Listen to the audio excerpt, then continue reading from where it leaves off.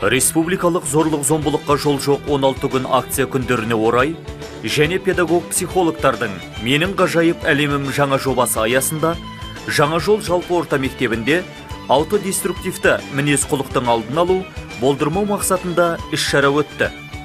Іс-шара барысында арнайы тәжірибелі мектеп педагог-психологтарынан құралған топ жеке әр сыныпта 6 мен 11 сынып аралығындағы оқушыларымен «Менің жарқын болашағым» атты тренинг сабақ өткізді.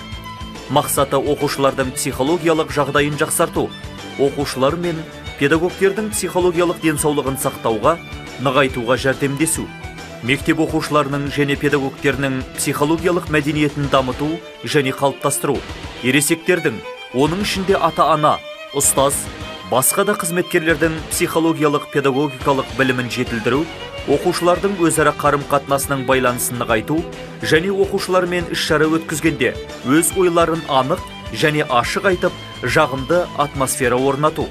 Сонымен қатар мектептің мәжіліс залында Түркістан облысы қоғамдық даму басқармасының маманы Қасым Жақсылықұлы, Төле би ауданы емханасының психологы Зарина Құлданова, әйелдерді зорлық-зомбылықтан қорғау тобының аға инспекторы Ақмарал Боташева, Нұр мешітінің имамы Әсет Бектұров, әлеуметтік психологиялық сүйемелдеу қызметінің сектор меңгерушісі Қуанышбек Омаров, аудандық адами әлеуетті дамыту бөлімінің әдіскері Әсел Дарганованың қатысуымен оқушылар арасында ауқымды сұхбат өткізді.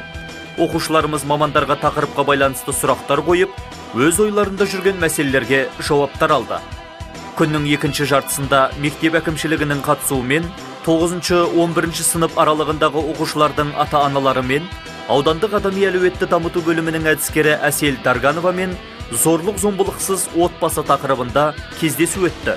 Бұл кездесу барысында ата-аналар өздерінің толғандырған мәселелері бойынша сұрақтар қойып, тұжырымды жауаптар алды.